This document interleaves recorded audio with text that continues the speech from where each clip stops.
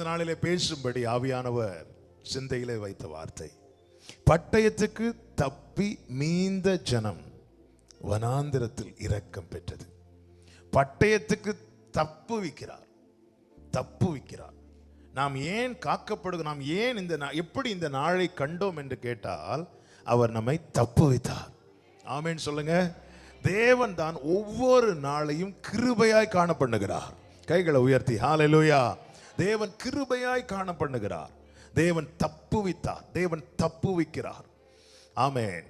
பவுல் சொல்லுகிறார், மரணம் வரும் என்று நாங்கள் எதிர்பார்த்திருந்தோம். அவ்வளவுதான், ஓகே, மரணம் இந்த பிரச்சனை இல்லை, இதுக்கு மேல நீ எழும்ப முடியாது, இதுக்கு மேல நீ பலன் இல்லை. ஆமென். உடனே என்ன டிசைட் பண்ணியாச்சு? மரணம் வரும் என்று நாங்கள் எதிர்பார்த்திருந்தோம். அப்படிப்பட்ட மரணத்தினின்றும் அவர் எங்களை தப்புவித்தார். தேவன் தப்புவிக்கிறார். தேவன் தான் தப்புவிக்கிறார். எப்படி காக்கப்படுகிறோம் கேட்டா, தேவன் தப்புவிக்கிறார். ஆமென். ஹல்லேலூயா. தேவன் தப்புவித்தார். ஆமென். இங்க என்ன பாத்தீங்கன்னா, தப்புவித்த ஜனம், மீந்த ஜனம், அதாவது பட்டயத்துக்கு தப்பி மீந்த ஜனம். பட்டயத்துக்கு எல்லாரும் தப்பல, ஒரு கூட்டம் தப்புவிக்கப்பட்டிருக்கிறாங்க. அவர்கள் வனாந்திரத்தில் இரக்கம் பெற்றார்கள் என்று சொல்லப்பட்டிருக்கிறது. ஆமென். இன்னைக்கு செய்தி நல்லா கேளுங்க. அவர் தப்புவித்து எங்க கொண்டு வரார்? வனாந்திரத்துக்கு. தப்புவித்து ஆக்சுவலா எங்க கொண்டு போனோம்? ஏதேனுக்கு கொண்டு போனோம். இல்ல, அப்படி செழிப்பான நல்ல இடத்துக்கு கொண்டு போனோம். ஆனா ஆண்டவர் கஷ்டப்பட்டு ரிஸ்க் எடுத்து காப்பாற்றி எங்கே கொண்டு வரார்? வனாந்திரத்துக்கு. வந்து பார்த்தா ஒண்ணுமே இல்ல. வனாந்திரம்னா என்ன? அடிக்கடி சொல்ற எரேமியா 2வது அதிகாரத்துல வனாந்திரம்னா என்னன்னு இருக்கு பாருங்க. 2வது அதிகாரத்தின் 5வது வசனம், எரேமியா 2:5. கர்த்தர் சொல்லுகிறது என்னவென்றால், எங்களை எகிப்து தேசத்திலிருந்து வரப்பண்ணினவரும் அவாந்தர வழி பள்ளங்களும் உள்ள தேசம், வறட்சி மரண இருள் உள்ள தேசம், ஒருவனும் கடவாமலும் ஒரு மனுஷனும் குடியிராமலும் இருக்கிற தேசமுமான வனாந்திரம். வனாந்திரம்னா என்ன? அது அவாந்திர வழி, அது வேஸ்ட்லேண்ட். அங்க வறட்சி, அங்க ஒண்ணுமே கிடையாது. ஒருத்தரும் சும்மா கொடுத்தாலும் வேண்டாம். சில இடத்துல எல்லாம் சும்மா 10 ஏக்கர் 2000 ரூபாய், 20,000 ரூபாய். இங்கெல்லாம் ஒரு சென்டே 20 லட்சம் ரூபாய், 50 லட்சம் ரூபான்னு போகும்போது சில இடத்துல போடுவாங்க, இங்கே 1 ஏக்கர் 25,000 ரூபாய், 1 ஏக்கர் 10,000 ரூபாய். போய் பார்த்தா, நான் வேணா 10,000 ரூபாய் தரேன், எனக்கு இந்த இடம் வேண்டாம். அதுதான் வனாந்திரம். ஒருவரும் குடியிருக்க விரும்பாத இடம், ஒருத்தருக்கும் வேண்டாம், சும்மா கொடுத்தா கூட வேண்டாம். அதன் அர்த்தம் என்ன? இவ்வளவு ரிஸ்க் எடுத்து என்னை காப்பாத்தி என்னை ஏன் ஆண்டவரே இந்த வனாந்திரத்துல கொண்டு வந்திருக்கிறீங்க? இதுக்கு நான் அப்பவே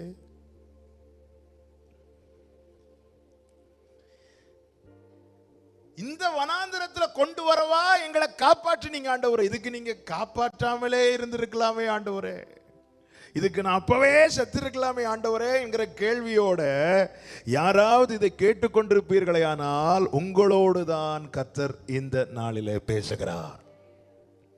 இஸ்ரவேல் ஜனங்கள் இப்படி ஒரு காரியத்தை முறையிட்டாங்க. யாத்திராகமம் 14வது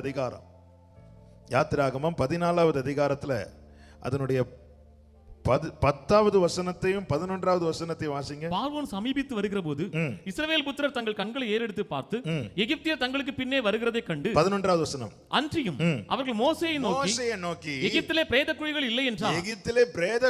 இல்லை என்றால் வனாந்திரத்திலே சாகும்படிக்கு எங்களை கொண்டு வந்தீர். நீர் எங்களை எகிப்திலிருந்து புறப்பட பண்ணினதினால் எங்களுக்கு இப்படி செய்தது என்ன? அதன் அர்த்தம் என்ன? என்ன ஏன் அங்க சாக விடல? என்னை ஏன் எகிப்துல சாக விடாம இந்த வனாந்திரத்துக்கு கொண்டு வந்தீங்க? என்னை ஏன் அங்க சாக விடல? இது தெரிஞ்சிருந்தா நாங்க அங்க இருந்து வெளியே வரணும்னு ஆசைப்பட்டிருக்கவே மாட்டோமே.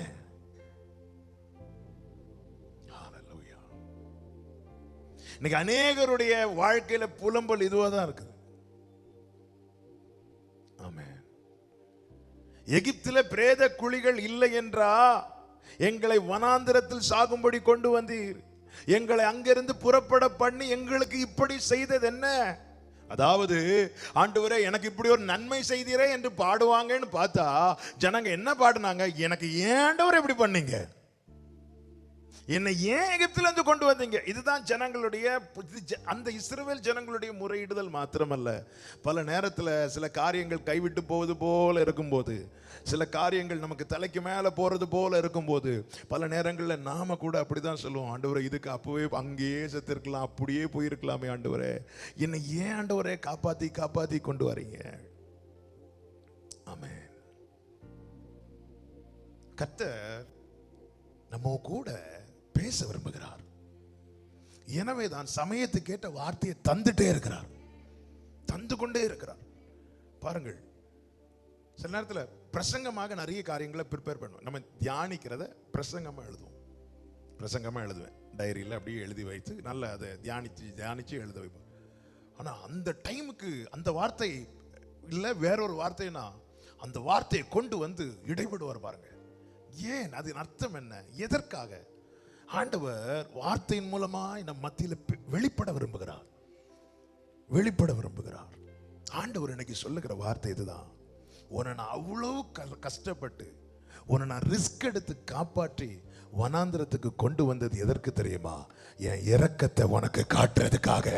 ஹல்லேலூயா. வனாந்திரத்துக்கு தப்பி அவன் பட்டயத்துக்கு தப்பி மீந்த ஜனம் வனாந்திரத்தில் இரக்கம் பெற்றது. அதன் அர்த்தம் என்ன? ஆண்டவரே என்னை நீங்க காப்பாத்தி இருக்கிறீங்க, என்னை நீங்க காப்பாத்தி இருக்கிறீங்க. இன்னைக்கு நான் இருக்கிற வனாந்திரம் அல்ல ஆண்டவரே, என் மேல நீங்க இரக்கம் வைக்க போறீங்க. நம்ம ஃபுல்லாவே சிச்சுவேஷனே பார்த்துட்டு இருக்கிறோம், சூழ்நிலையே பார்த்துட்டு கீழே இருக்கிறது தான் பார்த்துட்டே இருக்கிறோம். நமக்கு மேல என்ன இருக்குன்னு பார்க்க மாட்டேங்கிறோம்.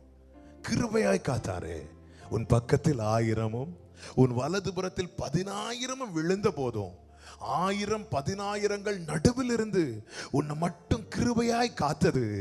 உன்னை வனாந்திரத்தில் அம்போன்னு விட்டுட்டு போவதற்கல்லப்பா, உன் மேல தேவன் தம்முடைய இரக்கத்தை வைத்திருக்கிறார். உன் மேல் தேவன் தம்முடைய இரக்கத்தை வைத்திருக்கிறார். ஆமென் சொல்லுங்க பார்க்கலாம்.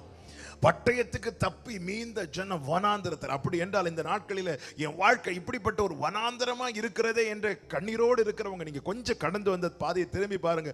ஏதோ ஒரு பட்டயத்துக்கு உங்களை தேவன் தப்பு வைத்திருக்கிறார். ஏதோ ஒரு பட்டயத்துக்கு தேவன் உங்களை தப்பு வைத்திருக்கிறார். ஆண்டவராகிய இயேசு கிறிஸ்து ஆமென் தன்னுடைய வாழ்க்கை, அதாவது ஊழியத்தை ஆரம்பிக்கும் அவருடைய ஆரம்பம் 40 நாள் வனாந்திரம். இந்த வனாந்திரத்துக்கு வருவதற்கு முன்னமே அவர் மனுஷகுமாரனை வெளிப்பட்ட போது நடந்தது என்ன? ஏரோதின் பட்டயத்துக்கு அவர் தப்பு வைக்கப்பட்டார். நான் சொல்ற வார்த்தை எத்தனை பேருக்கு புரிகிறது? ஏரோதின் பட்டயத்துக்கு தப்பு வைக்கப்பட்டவர் வனாந்திரத்தில் சஞ்சரிக்கிறார். சவுலின் பட்டயத்துக்கு தப்பு வைக்கப்பட்ட தாவீது வனாந்திரத்தில் சஞ்சரிக்கிறார். அப்படி என்றால் என் வாழ்க்கையில இப்படி ஒரு வனாந்திரம் வருகிறது, இப்படி வருதேன்னு பார்க்கிறதுக்கு முன்னாடி நாம் கடந்து வந்த பாதையை திரும்பி பார்க்கணும். அப்படி திரும்பி பார்த்தா தெரியும், ஏதோ ஒரு பட்டயத்துக்கு தேவன் நம்மை தப்பு வைத்திருக்கிறார். பலவீனம் என்கிற பட்டயம், விபத்து என்கிற பட்டயம், வியாதி என்கிற பட்டயம், போராட்டம் என்கிற பட்டயம், நெருக்கம் என்கிற பட்டயம், எரிச்சல் என்கிற பட்டயம், ஏதோ ஒரு பட்டயத்துக்கு தேவன் நம்மை தப்பு வைத்திருக்கிறார். அவன் தேவன் பட்டயத்துக்கு தப்பு வைத்திருக்கிறார், இன்று வனாந்திரத்துக்கு கொண்டு வந்திருக்கிறார். இந்த 2 காரியம் உண்மைனா எனக்கு தேவன் இரக்கம் பாராட்டுவதும் உண்மை. ஹல்லேலூயா. ஆமென். இன்னைக்கு கிருபையை காப்பாத்திட்டாரு. அடுத்து என்ன? அடுத்து எப்படி வாழணும்னு தெரியல. ஆண்டவர் கிருபையா கொண்டு வந்துட்டார். இந்த மானிட்டர் கொஞ்சம், அவன் கிருபையாய் தேவன் கொண்டு வந்து விட்டார். இனி வாட் இஸ் நெக்ஸ்ட்? அது தெரியல, அது தெரியல, போதும், அது தெரியல. நல்ல கவனமா கேளுங்க. இந்த 2 காரியத்தை அப்படியே பார்த்துட்டு வாங்க. பட்டயத்துக்கு தப்பு வைக்கிறார், வனாந்திரத்தில் கொண்டு வருகிறார். ஆண்டவர் சொல்றார், இரக்கம் பெற்றது, இரக்கம் பெற்றது. இரக்கத்தை தருவேன்னு சொல்லி இரக்கம் அப்படின்னு என்ன அர்த்தம்? இந்த 2 காரியத்தை உன் வாழ்க்கையில பார்த்துட்டியா, 3வது நீ இரக்கத்தை பார்க்க போற. ஆமென் சொல்லுங்க பார்க்கலாம். இரக்கத்தை பார்க்க போற.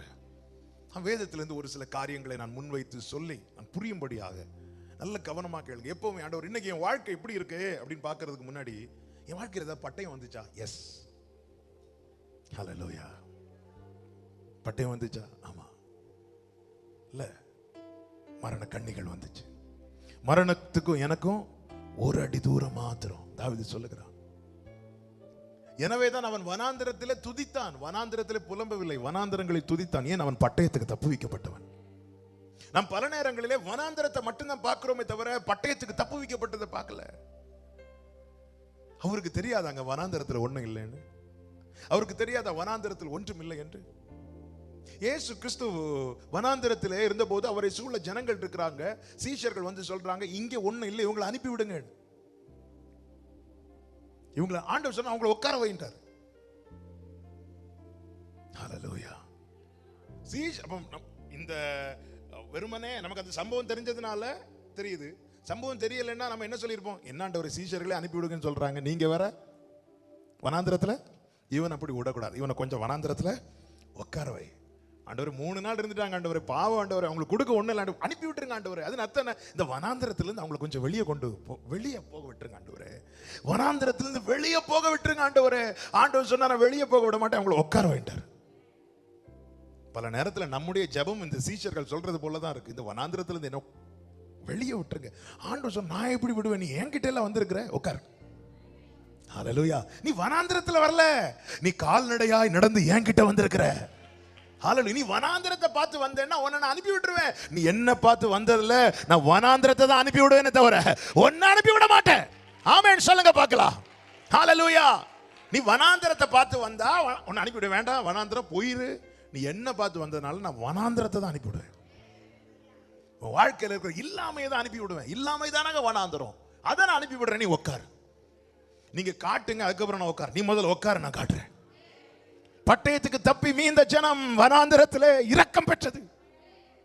ஹல்லேலூயா, ஹல்லேலூயா. சீஷர்கள் போலதான் நாம ஆண்டவரே, அவங்க பாவம் ஆண்டவரே, நிறைய பேருக்காக ஜெபம் பண்ணுவோம். ஆண்டவரே ரொம்ப கஷ்டப்படுறாங்க ஆண்டவரே, அவங்களை அனுப்பி விடுங்க ஆண்டவரே. எப்படி பண்ண அனுப்புவேன்? உட்கார வை அவங்கள. ஜீசஸ்.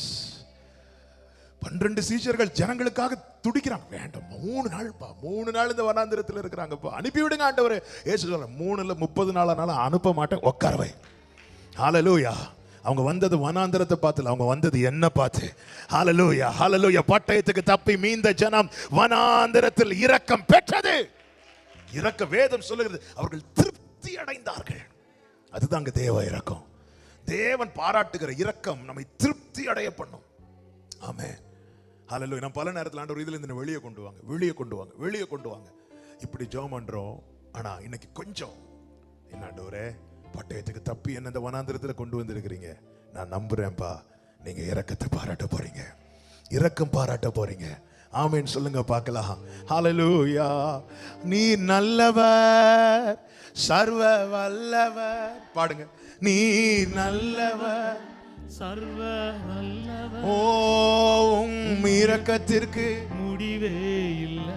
ஆமென். உம் அன்பிற்கு அளவே இல்லை. ஹல்லேலூயா. உம் இரக்கத்திற்கு முடிவே இல்லை. சதரலர கடர பதனர பலரா. ஓ ஆமென். அவை காலை தோறும் புதிதாயிருக்கும், அவை காலை தோறும் புதிதாயிருக்கும். யாத்திராகமம் 2வது அதிகாரத்தை எடுத்துக்கொள்ளுங்கள். அதுல நீங்க பாத்தீங்கன்னா பார்வோன் பயங்கரமான ஒரு சட்டத்தை போடுவான். பிறக்கிற ஆண் குழந்தைகளை கொல்லணும், கருவில் இருக்கும் போதே கொல்லும்படி வகை பார்ப்பான். அதையும் தாண்டி பிறந்துட்டுன்னா அந்த குழந்தைய நைல் நதியில தூக்கி போட்டணும். பட்டயம் ரெடியா இருக்கு, எங்கேயும் போய் தப்ப முடியாது. எகிப்திலே பட்டயத்தை 4 பக்கமும் ஆயத்தமாக்கி வைத்திருக்கிறான், தூக்கி போட்டுறான் நைல் நதியில. மோசே பிறக்கிறான். மோசே பிறந்த பிறகு தாயாருக்கு கொஞ்ச நேரம் வச்சு பார்க்கறாங்க, இந்த குழந்தையை எப்படிப்பா விட்டு கொடுக்கிறதுக்கு. ஆமென். பெற்ற மனம் அல்லவா துடித்தது. ஆனாலும் 3 மாசத்துக்கு மேல வைக்க முடியல. என்ன பண்ணாங்க, ஒரு நாணல்ல ஒரு பெட்டியை செஞ்சு நைல் நதி என்னும் பட்டயத்துல தூக்கி போடுறாங்க. ஆமென். ஹல்லேலூயா. எங்கேயாவது போய் இந்த குழந்தை பிழைச்சிடணும். நைல் நதியில நிறைய முதலைகளும் உண்டா. அந்த முதலைக்கு இந்த நாணல் ஸ்மெல் பிடிக்காதான், அதனாலதான் என்னமோ நாணல் பெட்டியை செஞ்சிருக்கிறாங்க. இந்த குழந்தை ஒரு கொஞ்சம் யோசித்து பாருங்க, ஒரு நதியில ஒரு குழந்தைய எப்படி எதுலதான் வச்சு போட்டாலும் இல்ல தனியா அந்த குழந்தைய, எத்தனை குழந்தைகள் தூக்கி போடப்பட்டிருப்பார்கள் தெரியாது. இந்த மோசையும் 3 மாத குழந்தை நைல் நதியில தூக்கி போட்டாங்க.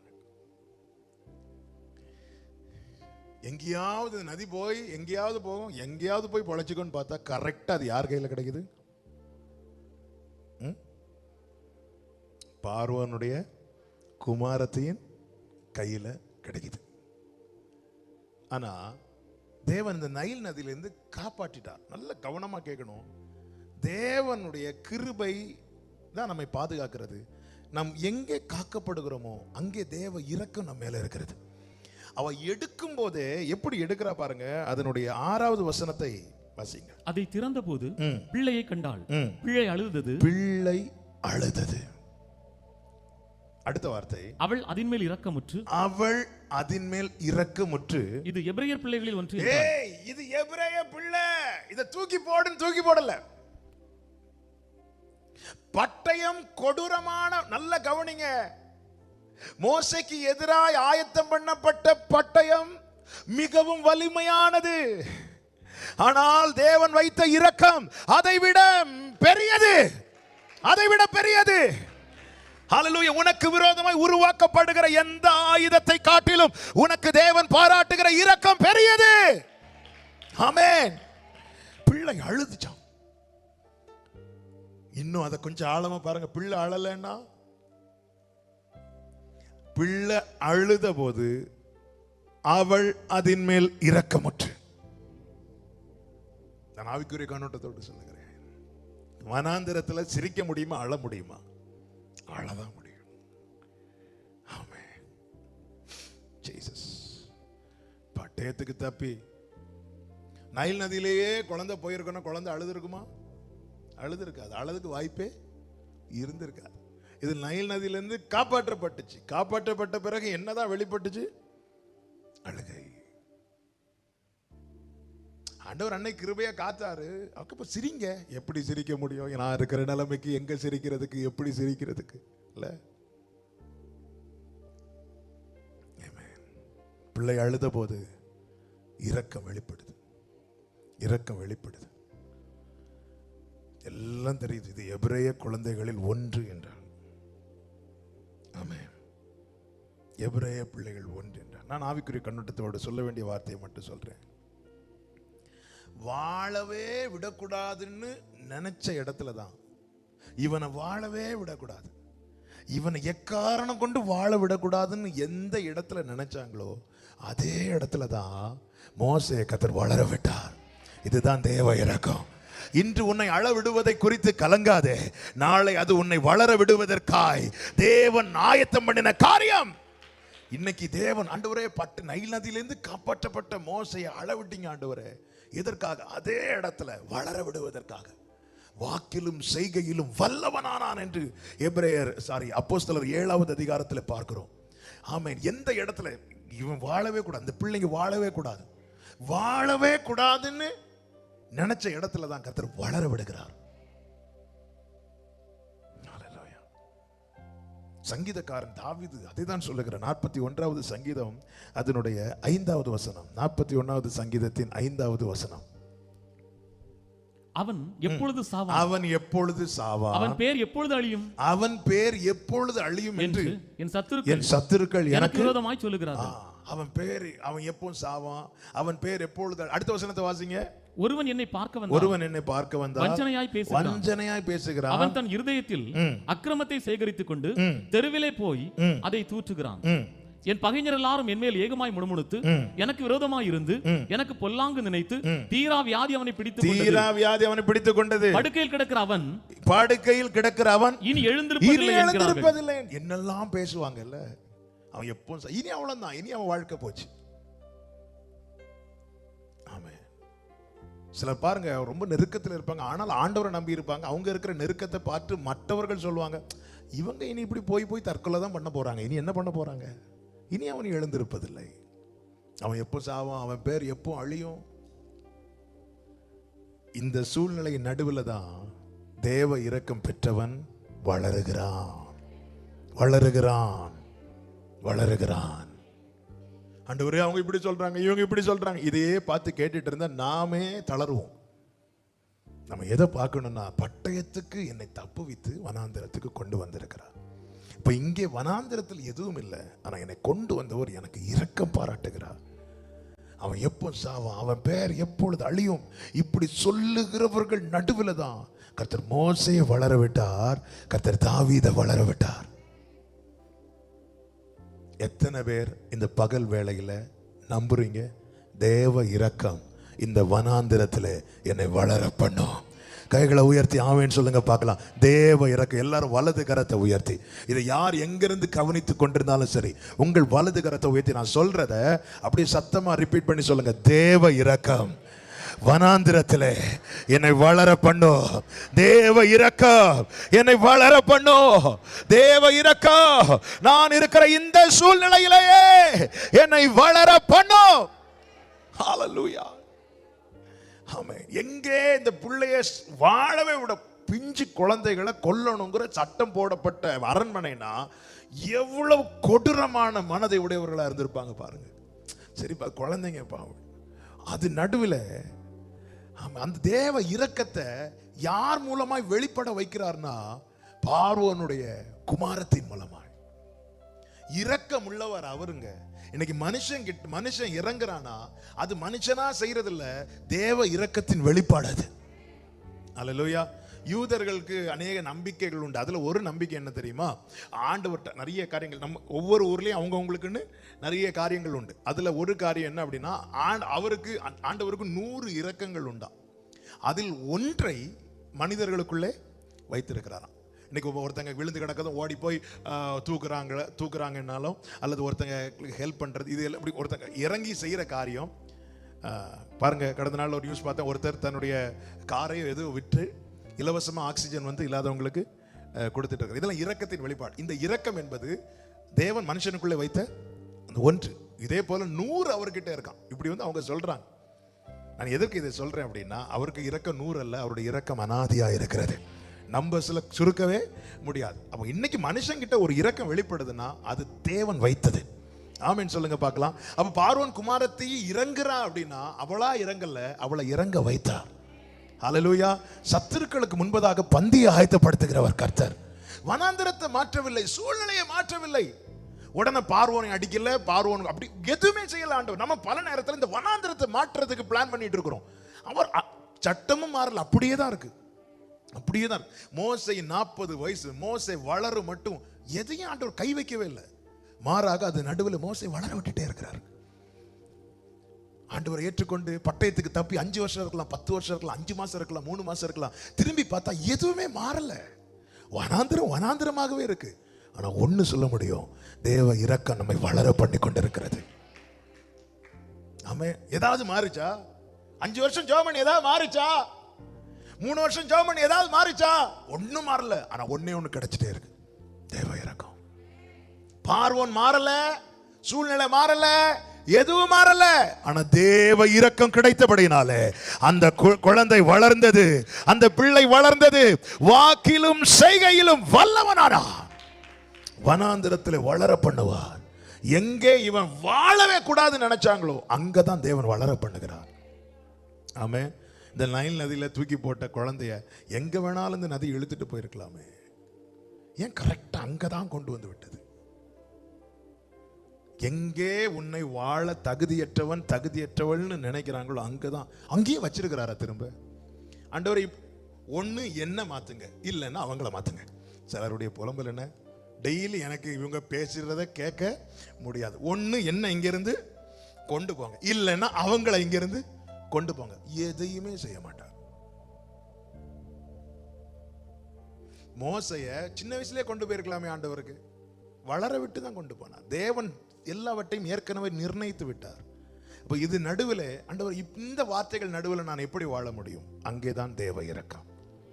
மோசே வளருகிறான். எந்த வீட்டிலிருந்து வாழவே கூடாதுங்கிற சட்டம் புறப்பட்டது, அதே வீட்டில் தான் தேவன் நிலைத்து வைத்து வளர பண்ணுகிறார். ஆமென், ஆமென். அதுல ஒரு ஆச்சரியமான காரியம் என்ன தெரியுமா? மோசேக்கு தாயே வைத்து பால் கொடுக்க வைத்தார். நான் இது சொன்னதுனால ஒரு பலனுக்காக இது சொல்றேன், இந்த ஒரு வார்த்தையை. இப்போ பார்வோன் குமாரத்தி கையில அந்த குழந்தை எடுத்தாச்சு. குழந்தை மேல இரக்கத்தின் வெளிப்பாடு. அந்த குழந்தையை வளர்க்கணும். அந்த குழந்தைய வளர்க்கணும். தெரியும், சட்டம் தெரியும், எல்லாம் தெரியும். இன்னும் ஏன் அவ குடும்பத்துல இருந்து தான் போடப்பட்ட சட்டம். ஆனால் அந்த இரக்கம், அந்த பார்வோன் குமாரத்திக்குள்ளிருந்து வெளிப்பட்ட அந்த இரக்கம் அவளுக்குள்ள என்ன வைக்க தெரியுமா? இவ்வளவு இந்த பிள்ளை வளர்க்கணும், இந்த பிள்ளை வளர்க்கணும், இந்த பிள்ளை வளர்க்கணும். இதுதாங்க தேவ இரக்கம். தேவ இரக்கம். ஒரு தேவனை அறியாத ஒரு பார்வோன் குமாரத்தியே தன் கையில எடுத்த அந்த பிள்ளையை வளர்க்கணும்னு நினைக்கும் போது, இரத்தத்தால் மீட்கப்பட்ட என் ஆண்டவராக இயேசு கிறிஸ்து தம்முடைய இரக்கத்தினால் உன்னை வளர பண்ண மாட்டாரோ? உன்னை வாழ வைக்க மாட்டாரோ? ஆமென். ஒரு பார்வோன் குமாரத்தை வளர்க்கணும்டா. நீ நல்ல கவனிங்க, பிள்ளையை வளர்க்கணும், பிள்ளையை வளர்க்கணும். அப்போ நேர இது எபிரேய குழந்தைனால ஒரு எபிரேய ஸ்திரீ பால் கொடுத்தா நல்லா இருக்கும்னு சொல்லும்போது, மோசையினுடைய சகோதரி மிரியாம் உஷாரா போய் யார்கிட்ட கூட்டிட்டு வருவாங்க? மோசைக்கு அம்மாவே கூட்டிட்டு வருவாங்க. அப்ப பார்வோனுடைய குமாரத்தி சொல்ற வார்த்தை கேளுங்க. 9வது வசனம், பார்வோனுடைய குமாரத்தி அவளை நோக்கி, நீ இந்த பிள்ளையை எடுத்துக்கொண்டு போய் அதை எனக்கு வளர்த்து விடு. நான் உனக்கு சம்பளம் கொடுக்கிறேன். நான் உனக்கு சம்பளம் கொடுக்கிறேன். நீ எனக்கு வளர்த்து விடு, எனக்கு வளர்த்து விடு. யாருக்கு? எனக்கு. யார் இரக்கம் காட்டுறாளோ அவனுக்கு. அது மாத்திரம் இல்ல, நான் உனக்கு சம்பளம் கொடுக்கிறேன். இரக்கத்தை மட்டும் காட்டல, சம்பளமும் கொடுக்கிறேன். நான் அதை புரியும்படி சொல்றேன். ஐயோ பாவம், இப்படி இறங்குவாங்க தெரியுமா? இப்படி இறங்குறதல்ல அவர். வளர பண்ண வேண்டியதும் அவரிடத்தில் இருக்கிறது. கைகளை தட்டி ஆண்டவருக்கு மகிமை செலுத்துங்க பார்க்கலாம். ஆமென். இவன் வளரணும்னு சொல்லிட்டு சும்மா இருக்க, வளர பண்ண ஒரு பார்வோன் குமாரத்தி தனக்கென்று அந்த பிள்ளை வளர்க்கறதுக்கு வேண்டியதை கொடுப்பாள் என்றால், தமக்கென்று நம்மை பிரித்து எடுத்திருக்கிறார். இந்த வனாந்தரத்தில் நமக்கு வேண்டியதை தராமல் இருப்பாரோ? நீ எனக்கு வளர்த்து விடு, கட்டளை போட்டிருக்கலாம். அந்த தாய் இப்படி ஒரு சான்ஸ் கிடைக்காதான்னு பார்த்துட்டு இருக்கிறான். பட் அப்படி இல்லை, நீ வளர, உனக்கு வேண்டிய நான் சம்பளத்தை நான் கொடுக்கிறேன், வேண்டியதை தருகிறேன். என் மேல் எனக்கு வேண்டியது என் தகப்பனுடைய கையில் இருக்கிறது. எனக்கு வேண்டியது, வேலைக்காரருடைய கண்கள் தங்கள் எஜமானுடைய கரத்தை நோக்கி இருக்கும். வேலைக்காரின் கண்கள் தங்கள் எஜமாட்டின் கையை நோக்கி இருக்கும். ஆமென்.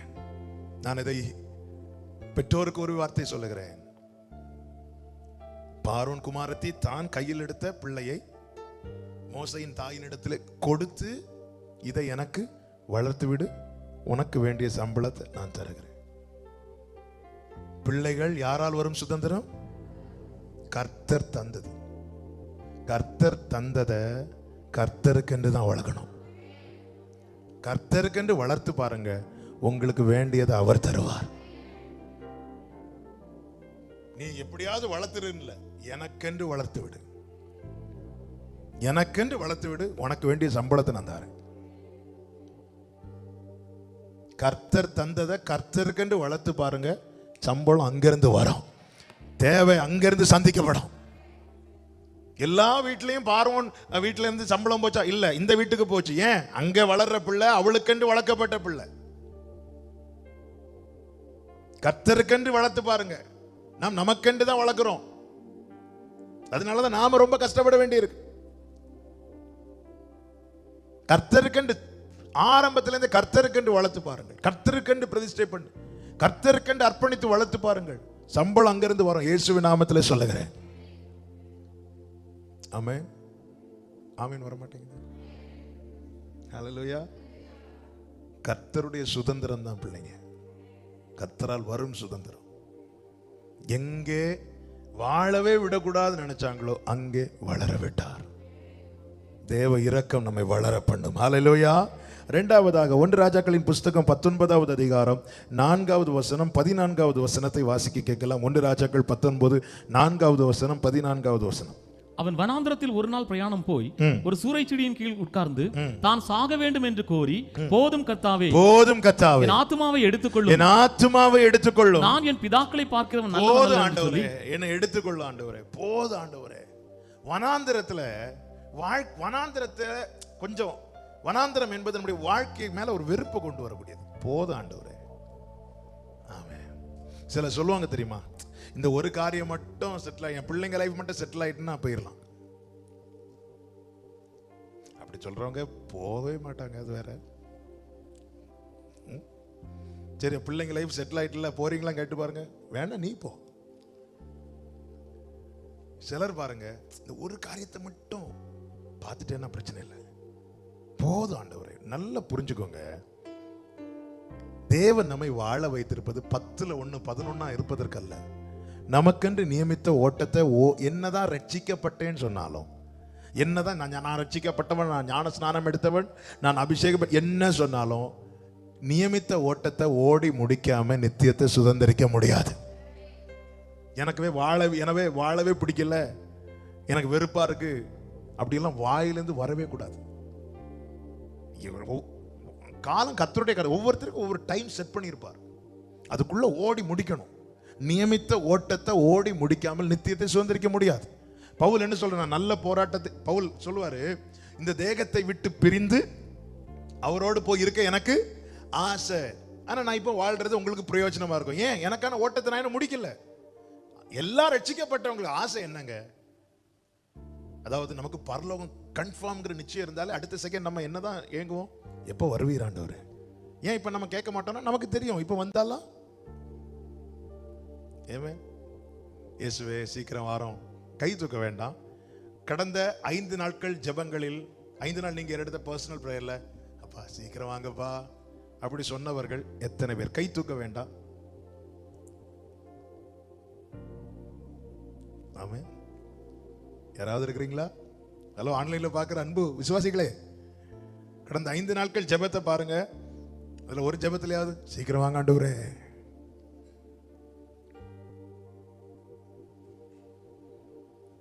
அன்னைக்கெல்லாம் பரிசுத்தவான்கள் எல்லா நாள் ஜெபமும் அதான், பாட்டும் அதான், பிரசங்கமும் அதான். ஆமென். எப்பவுமே ஓட்டத்தை ஓடிட்டே இருக்கணும். அந்த ஓட்டத்தை ஓடி முடிக்கிறது வரைக்கும் நமக்கு வாழ்ந்து வேஸ்ட் அப்படிங்கிற, இனி வாழ்ந்து பிரயோஜனம் இல்லை அப்படிங்கிற ஒரு நிலைமை வரும்போது, ஓடிக்கொண்டிருந்த எலியா நின்று விட்டான். ஓடிக்கொண்டிருந்த எலியா, முந்தின அதிகாரம் கடைசி வசனத்தை வாசிங்க. 1 ராஜாக்கள். கர்த்தருடைய கை எலியாவின் மேல் இருந்ததினால் அவன் தன் அறையை கட்டிக்கொண்டு இஸ்ரவேலுக்கு வருமட்டாக ஆகாபுக்கு முன் ஓடினான். அந்த 18 கடைசி எப்படி முடியுது? ஓடினான். ஓடிக்கொண்டிருந்தவன். 4வது வசனத்தை வாசிங்க. 19:4. அவன் வனாந்திரத்தில் ஒரு நாள் பிரயாணம் போய் ஒரு சூறைச்செடியின் கீழ் உட்கார்ந்து ஓடிக்கொண்டிருந்தவன் உட்கார்ந்துட்டான். வாழ்க்கையில் வனாந்திரம் சோர்வை கொண்டு வரும், வனாந்திரம் தளர்ந்துரும். ஓடிக்கொண்டிருந்தவன் உட்கார்ந்துட்டான். ஹல்லேலூயா. ஓடி என்ன வேகமா, சில சொல்லுவாங்க எப்படி இருந்தவங்க தெரியுமா, ஒரு காலத்துல இவங்க எல்லாம் எப்படி இருந்தாங்க தெரியுமா? ஹல்லேலூயா. அவன் சொல்லுகிறான், நான் சாக வேண்டும். எல்லாரையும் கொன்னுட்டாங்க, நான் மாத்திரம் இருக்கிறேன். அந்த 14வது வசனத்தை வாசிங்க. அதற்கு அவன், சேனைகளின் தேவனாகிய கர்த்தருக்காக வெகு பக்தி வைராக்கியமாய் இருந்தேன். இஸ்ரவேல் புத்திரர் உமது உடன்படிக்கையை தள்ளிவிட்டார்கள். உம்முடைய பலிபீடங்களை இடித்து உம்முடைய தீர்க்கதரிசிகளை பட்டயத்தினால் கொன்று போட்டார்கள். நான் ஒருவன் மாத்திரம் மீதியாயிருக்கிறேன். என் பிராணனையும் வாங்க தேடுகிறார்கள். என்ன போல இருந்த எல்லாரும் பட்டயத்துக்கு வீழ்ந்துட்டாங்க. ஆண்டவரே, நான் தப்பிட்டேன், நான் மீதியா இருக்கிறேன். ஆனாலும் நாளைக்கு ஒருவேளை இந்த பட்டயம் வந்துருமோன்னு பயமா இருக்கு, அதனால என்னை எடுத்துருங்க ஆண்டவரே, போதும் ஆண்டவரே. பட்டயத்துக்கு தப்பி மீந்த ஜனம் வனாந்திரத்தில் இரக்கம் பெற்றது. கர்த்தர் எலியாவை பார்த்து சொல்லுகிறார். ஆமென். 7வது வசனத்தை வாசியுங்கள். கர்த்தருடைய தூதன் திரும்ப 2ஆம் தரம் வந்து அவனை தட்டி எழுப்பி, எழுந்திருந்து போஜனம் பண்ணு, நீ பண்ண வேண்டிய பிரயாணம் வெகு தூரம் என்றார். நீ பண்ண வேண்டிய பிரயாணம் வெகு தூரம். ஆமென். 8வது வசனத்தை வாசிங்க. அப்பொழுது அவன் எழுந்திருந்து புசித்து குடித்து அந்த போஜனத்தின் பலத்தினால் 40 நாள் இரவு பகல் ஓரேப் என்னும் தேவனுடைய பர்வதம் மட்டும் நடந்து போனான். ஓகே, இங்க இருந்து அங்க வர நடந்து போறான். அந்த பட்டணத்தை ஆட்சி செய்கிறது யாரு? அந்த பட்டணத்தை ஆட்சி செய்கிறது யாரு? கரெக்டா சொல்லுங்க. யேசபேல். வனாந்திரத்திலிருந்து சூறைச்செடியிலிருந்து கர்த்தருடைய பர்வதம் மட்டும் நடந்து போகிறானே, வழியில எங்கேயாவது அவனை தடுத்தாங்களா யாராவது? அந்த கவர்மெண்ட் இவனுக்கு அகைன்ஸ்டா இருக்குது. அவனே சொல்லுகிறான், நான் மாத்திரம் இருக்கிறேன், எனக்கு எங்கேயும் தலை காட்ட முடியாது, என் தலை வெளியே காட்டினாலே என்னை தூக்கிடுவாங்க, அதனால நீங்களே என்ன எடுத்துருங்க. ஆண்டு சொன்னா, நீ செல்ல வேண்டிய தூரம் வெகு தூரம், நீ கிளம்புட்டார். அவன் போய் புறப்படுகிறான், கர்த்தருடைய பர்வதத்து மட்டும் வருகிறான். திரும்பி அங்கிருந்து இறங்கி வருகிறான். 19வது வசனத்தை வாசிங்க. அப்படியே அவன் அவ்விடம் விட்டு மீண்டும் கர்த்தருடைய பர்வதத்திலிருந்து புறப்பட்டு போய் 12 ஏர்பூட்டி உழுத சாப்பாத்தின் கர்த்தர் சொல்லுகிறார், நீ இப்படி போ அப்படி போன்னு சொல்லிட்டு அவனுக்கு நியமித்த பாதையை காட்டுகிறார். எல்லா இடத்துக்கும் அவனால போக முடிகிறது. ஆமென். இங்கே தேவன் பாராட்டுகிற இரக்கம் என்ன தெரியுமா? நல்ல கவனமா கேளுங்க. இதுக்கு முன்னாடி எலியா என்ன செய்து கொண்டிருந்தானோ அதையே செய்யும்படி தொடர பண்ணினார். திட்டங்கள், எதிரியின் திட்டங்கள் பெரிது. யேசபேல் சொல்ற வார்த்தையை கேளுங்க. 2வது வசனம். அப்பொழுது யேசபேல் எலியாவினிடத்தில் ஆள் அனுப்பி அவர்களில் ஒவ்வொருவனுடைய பிராணனுக்கு செய்யப்பட்டது போல நான் நாளை இந்நேரத்தில், நாளைக்கு இந்த நேரத்துக்கு, நேரத்தை குறிக்கிறா, எலியாவுக்கு நேரத்தை குறிக்கிறா. நாளைக்கு இந்த நேரத்துல உன் பிராணனுக்கு செய்யாதே உன் பிராணனுக்கு செய்யாதே போனால் தேவர்கள் அதற்கு சரியாகவும் அதற்கு அதிகமாகவும் எனக்கு செய்ய கடவுள் என்று சொல்ல சொன்னாள். அவனுக்கு அது தெரிந்த போது யேசபேல் கோபத்தோட என்ன செய்கிறார்? எதிரான திட்டத்தை போடுகிற, திட்டத்துக்கான நேரத்தையும் குறிக்கிறார். நாளைக்கு இந்த நேரத்துல எலியாவை நான் தூக்கிடுவேன். சட்டங்கள் அவள் கையில் இருக்கிறது, எல்லாமே அவ கண்ட்ரோல்ல இருக்கு. இது யாருக்கு தெரிய வருது? எலியாவுக்கு தெரிய வருது. எலியாவுக்கு தெரிஞ்சவன் பார்க்கறான், இப்போ டைம் பார்க்கறான். ஓகே, இப்போ இந்த நேரம், நாளைக்கு இதே நேரத்துல என் கதை முடிஞ்சது. நேரா சூரியச்செடி கீழே போயிருந்து சொல்றான், ஆண்டவரே நாளைக்கு அவ தூக்குறதுக்கு பதில் இன்னைக்கு நீங்க தூக்கிருங்க ஆண்டவரே. இல்ல, அதாவது ஒரு மனிதனுடைய எல்லா நம்பிக்கையும் அற்று போகக்கூடிய சூழ்நிலைகளும் உண்டு. அது எலியாவா இருந்தாலும் சரிதான், யாரா இருந்தாலும் சரிதான். கர்மேல் பர்வதத்தில் அத்தனை தீர்க்கதரிசிகள் மத்தியிலும் அவ்வளவு நம்பிக்கையை கர்த்தரை நோக்கி ஜெபித்த அதே எலியாதான் நாளைக்கு நான் இல்லை, அவ்வளவுதான். அப்படி சொல்ற அளவுக்கு அத்தனை நம்பிக்கை மற்ற போகிற நிலைமை தான் வனாந்திரம். ஆண்டவர் என்ன செய்கிறார் தெரியுமா? எலியாவே, அவ ஒன்ன தூக்குறதுக்கு என்ன, நான் அவளை தூக்குறேன் பாரு, நாளைக்கு இதே நேரத்தில் நான் அவளை தூக்குறேன் அப்படி சொன்னாரா? இல்ல, மாறாக என்ன சொன்னார்? நீ செல்ல வேண்டிய தூரம் வெகு தூரம். அத்தனை பேர் பட்டயத்துக்கு விழுந்த பிறகும் நான் உன்னை பட்டயத்துக்கு தப்பு வைத்தது சத்துரு குறிக்கிற நேரத்தில் விழுந்து போவதற்கல்ல, நான் நியமித்த ஓட்டத்தில் உன்னை தொடர பண்ணுவதற்கு. ஹல்லேலூயா! தேவ இரக்கம் தேவன் நியமித்த எல்லா பாதையிலும் எலியாவை நடத்தினது. யேசபேல் அவர் கை வைக்கலாங்க, அவ திட்டம் போட்டுட்டே இருக்கிறா. நல்ல, அதான் சொல்றேன், இந்த வனாந்திரத்தில் என்னால வாழ முடியுமா, இந்த சூழ்நிலையில என்னால நடக்க முடியுமான்னு கேட்டா, தேவன் நம்மை தப்புவித்தாரை பட்டயங்களுக்கு அதை திரும்பி பார்க்க வேண்டும். இல்ல எலியாவே வாழ முடியாதுன்னா அத்தனை தீர்க்கதரிசிகள் வெட்டுண்டது கூட்டத்தில் எலியாவும் வெட்டுண்டு விழ வேண்டியதுதானே. கர்த்தருக்காய் நின்றதுனாலதான் அத்தனை தீர்க்கதரிசிகள் வெட்டுண்டு விழுந்தார்கள். அந்த கூட்டத்தில் எலியாவையும் தேவன் அனுமதித்திருக்க வேண்டியதானே. இல்ல, எலியாவே நீ செல்ல வேண்டிய தூரம் வெகு தூரம், உனக்கான ஓட்டத்தை நியமித்தது நான், அது யாருக்கும் தடுக்க முடியாது. நான் அதை இப்படி சொல்ல விரும்புகிறேன், எதிரான அத்தனை திட்டங்கள் நடுவிலே எலியா பலப்பட்டு நடந்து போயிட்டே இருக்கிறான். அவள் குறித்த நேரமும் தாண்டினது, எல்லாமே தாண்டிச்சு. இல்ல, எங்க அப்பா ஒரு சாட்சி, நிறைய சாட்சி சொல்லுவாங்க, அதுல மறக்காத சில சாட்சிகள் உண்டு. அதுல ஒரு சாட்சி தான், எங்க அப்பா ஊழிய ஆரம்பத்துல ஒரு இடத்துல ஊழியம் செஞ்சுட்டு இருக்கும்போது அந்த ஏரியாவில் ஒரு நாய் வந்து கடிச்சிட்டு, கொஞ்சம் ஒரு வெறி பிடித்த நாய், அவ்வளவு பயங்கரமா கடிச்சிட்டு.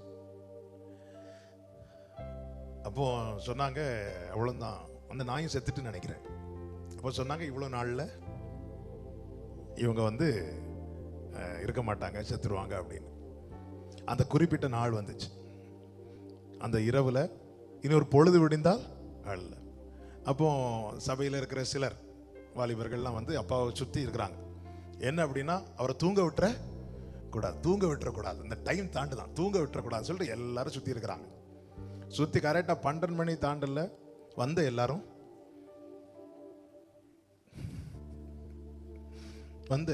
எங்க அப்பாவும் ஸ்தோத்திரம் பண்ணிட்டு தூங்கியாச்சு. அடுத்த நாள் காலையில் ஒவ்வொருத்தரும் எழும்பி என்னாச்சு பாப்போன்னு பார்த்தா ஒண்ணுமே.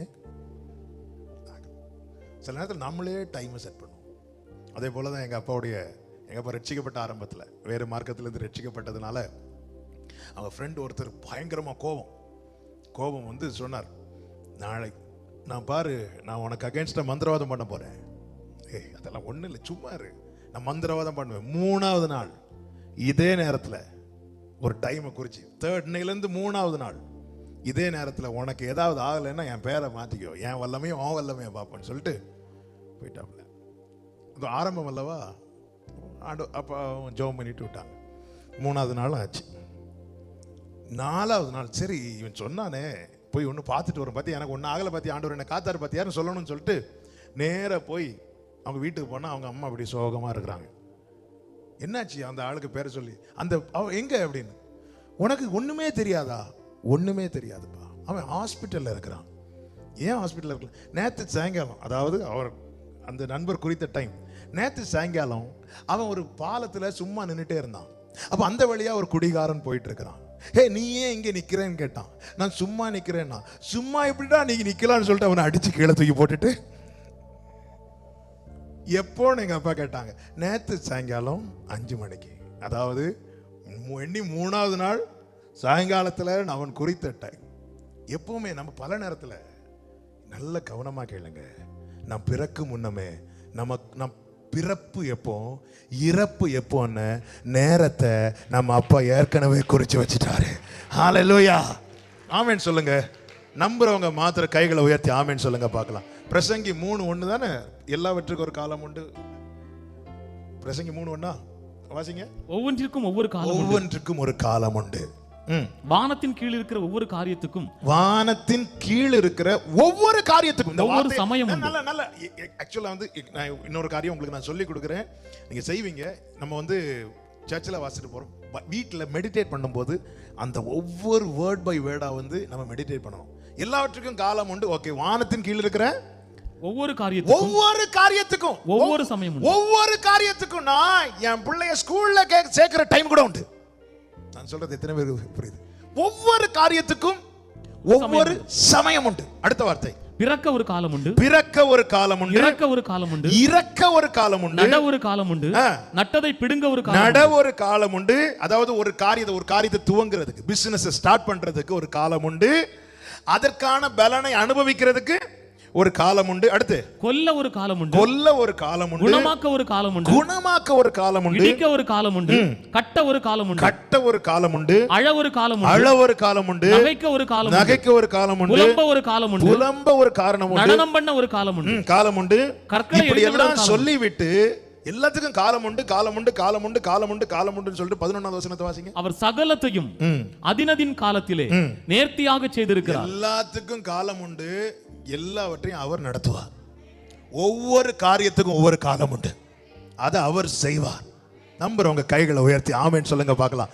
ஆண்டவரே, அவ இயேசபேல் நேரத்தை குறிக்கிற ஆண்டவரே, அவங்க பாரு நாளைக்கு இன்னும் ஒரே மாசத்துல உன் கதையை முடிக்கலனா அவ்வளவுதான், போச்சு, ஒரு மாசம் விட்டு. ஆமென். அதாவது பயத்திலேயே பாதி போயிடும், பயத்திலேயே பாதி போயிடும். ஒருத்தங்க போய் ஒரு டாக்டரை பார்க்க போனாங்களாம். பயங்கர ஃபேட் டாக்டர், உடம்பு இப்படி இருக்கு அப்படி இருக்கு. அவர் எல்லாம் செக் பண்ணிட்டு சொன்னாரா, சாரி சார், நீங்க 6 மாசத்துல செத்துருவீங்க அப்படின்னு. அவ்வளவுதான். இவருக்கு பயத்துல தூக்கமும் இல்லை, சாப்பாடும் இல்லை. எப்படிங்க சாப்பிட முடியும்? 6 மாசத்துல செத்துருவேன்னு சொல்லிட்டு கரெக்டா 6 மாசம் அப்படி ஓட்டி ஓட்டி அந்த நாள் வந்து தாண்டி ஐயோ முடிஞ்சதுன்னு சொல்லிட்டு 6 மாசம் கழிச்சு அடுத்த நாள் அவர் சொன்ன டேட் தாண்டி உயிரோடு இருக்கிறத பார்த்து டாக்டர் போய் பார்த்தாரா. டாக்டர் பார்த்த ஆள் எப்படி இருக்காரு தெரியுமா? டாக்டர் கை கொடுத்து சொன்னார், இனி நீங்க சாக மாட்டீங்க. ஏன் டாக்டர் அப்படி சொல்றீங்க? வேற என்ன சொன்னாலும் நீங்க ஒன்றும் செய்ய மாட்டீங்க, உங்களுக்குள்ள ஒரு பயம் வந்துட்டுனாலே நீங்க பாதி ஆயிருவீங்கன்னு. இப்போ உங்களுக்கு பிரச்சனை இல்லை, நார்மல் ஆயிட்டு கிளம்புங்க. ஏன்னா ஆளு சாப்பிடாம ஃபேட் எல்லாம் போய் பயத்திலேயே நம்ம தூங்கவே மாட்டோம். பயத்துல எலியாவுக்கு அந்த பயம் வந்துச்சு. அதான் சொன்னேன் அல்லவா, நம்பிக்கை அற்று போக பண்ணுகிற சூழ்நிலைகளும் உண்டு.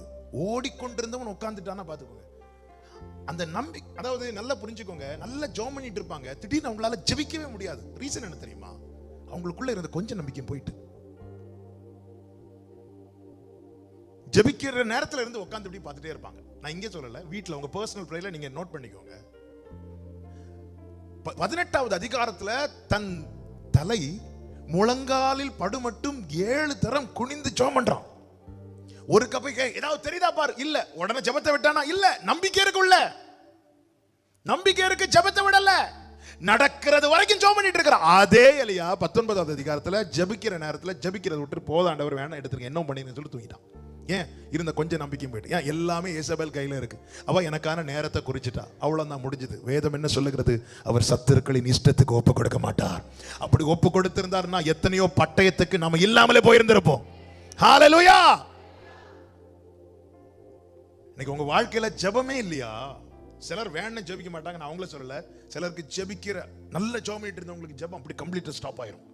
ரீசன் என்ன தெரியுமா? இருந்த கொஞ்சம் நம்பிக்கையும் அவுட் ஆயிட்டு. அந்த நேரத்துல இருந்து யோசிச்சிட்டே இருப்பாங்க, என்ன பண்ணலாம், எப்படி எஸ்கேப் ஆகலாம், எங்க போனாலும் ஆட்களை விட்டுருக்காளே ஏசபேல், எங்க திரும்பினாலும் எங்க போகலாம், ஒண்ணும் இல்லை. ஆண்டவரே, ஒரு பொம்பளை கையால செத்தேன்னு சொல்வதை விட நீர் என்னை எடுத்துக்கொள்ளும். எலியாவே நான் உன் வார்த்தைப்படி தான் செய்வேன், நான் தான் உன்னை எடுப்பேன், ஆனா இப்போ எடுக்க மாட்டேன். நீ செல்ல வேண்டிய தூரம் வெகு தூரம். ஏசபேல உன்னை நான் எடுக்க விட மாட்டேன் எலியாவே, நான் தான் உன்னை எடுப்பேன், ஆனா இப்போ இல்லை. அதான் நீங்க அதை நான் சொல்ற இந்த செர்மன் நீங்க ஃபர்ஸ்ட்ல இருந்தே கவனிச்சீங்கன்னா தெரியும். சீஷர்கள் என்ன சொல்லுவாங்க? இவங்களை வனாந்திரத்துல இருந்து அனுப்பிவிடும். அப்படியெல்லாம் அனுப்ப முடியாது, உட்கார வை. ஹalleluya. ஆண்டவரே என்னை எடுத்துக்கொள்ளும். அது ஏன் எடுக்கணும்? உட்காரு, நான் நியமித்த ஓட்டம் ஒண்ணு நான் எடுப்பேன். கர்த்தர் தான் எலியாவை எடுத்தார், ஆமாவா இல்லையா? ரதத்தை அனுப்பி எடுத்தார். ஆனா எலியாவே ஏசபேலுக்கு பயந்ததுனால நான் உன்னை தூக்க மாட்டேன். எலியாவே, உன்னை எவ்வளவு நாள் இந்த பூமியில வாழ வைக்கணும்னு நினைச்சனோ அவ்வளவு நாள் வாழ வைப்பேன்.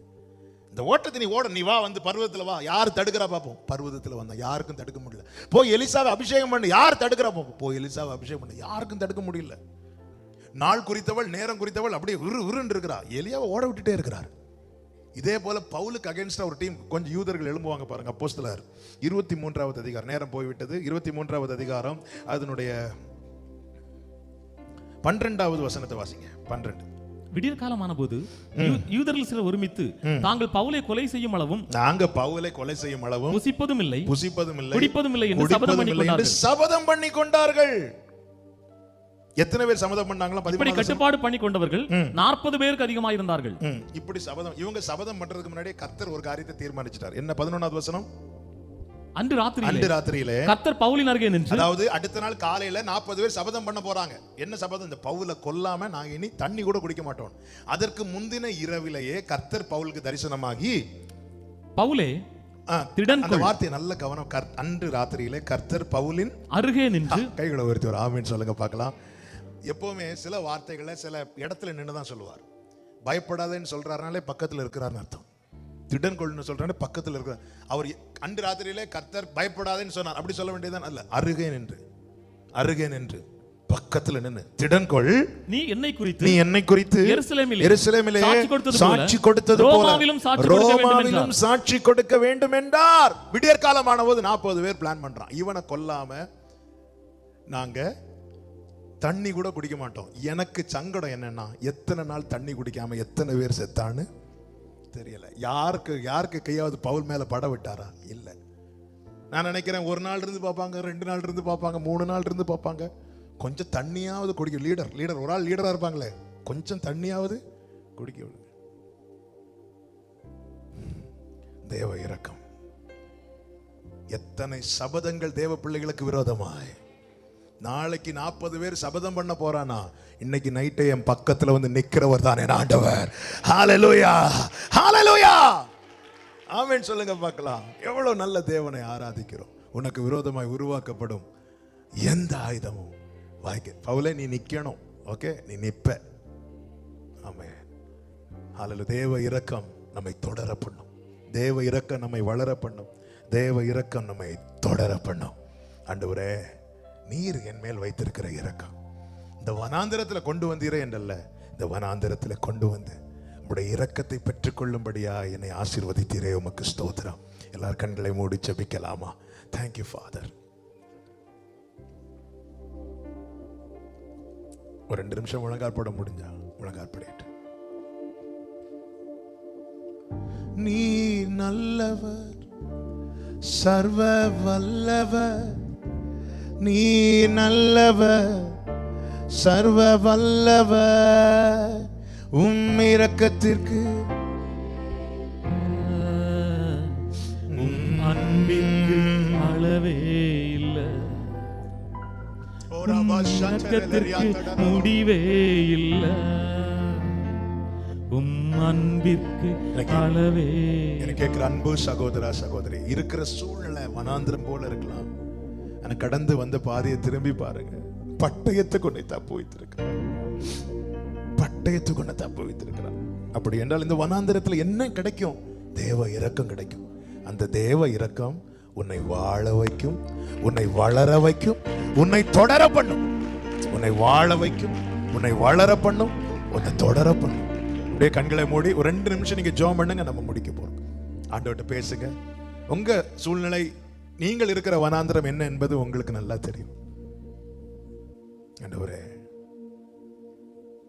எத்தனையோ பேர் வாரி கொண்டு போன இந்த பட்டயம் என்ன நீங்க விடலாம் ஆண்டவரே. 40 பேர் சபதம் எடுத்தது பவுலுக்கு தெரியாது, ஆனா கர்த்தருக்கு தெரியும். அதனாலதான் முந்தின நாள் நைட்டே வந்து பக்கத்துல நின்றார். இனி யார் வரா பார்க்கலாம், உன் பக்கத்துல நிற்கிறார். உனக்கு விரோதமா ஒரு கூட்டம் எழுப்புதுன்னா புரிஞ்சுக்கோ, அவர் பக்கத்துல வந்துட்டார் அர்த்தம். பக்கத்துல வந்துருவார். ஹல்லேலூயா. ராக்கா பாப்பா, அப்பா நீங்க இருக்கிறீங்கப்பா. நான் என் வாழ்க்கை இல்லைன்னு நினைச்சிட்டேன்ப்பா. நான் எதுக்கும் நான் வாழ்ந்தே பிரயோஜனம் இல்லைன்னு நினைச்சேன்ப்பா. ஆனா உங்க இரக்கம் என்ன வாழ வைக்கும், உங்க இரக்கம் என்ன வளர வைக்கும், உங்க இரக்கம் என்ன தொடர வைக்கும், உங்க இரக்கம் என்ன வாழ வைக்கும், உங்க இரக்கம் என்னை வளர பண்ணும், உங்களுடைய இரக்கம் என்ன தொடர பண்ணும். சத்துரு நேரத்தை குறித்த போது கர்த்தர் யேசபேலுக்கு நேரத்தை குறிச்சிட்டார். எலியா நீ வாழ்வ, யேசபேல யெகூவை வச்சு நான் முடிப்பேன்னு சொல்லிட்டார். ஆண்டவரே, 40 பேர் சபதம் எடுக்கிறாங்க ஆண்டவரே. நீங்க நிறைய பேர் சபதம் எடுக்கிறாங்கல்ல தேவ பிள்ளைகளுக்கு விரோதமா. அவங்களுக்கு தெரியாது உலகத்தில் இருப்பவனிலோ அவரோடு அவருடையவர்களோடு இருக்கிறவர், நம்மோடு இருக்கிறவர் பெரியவர்.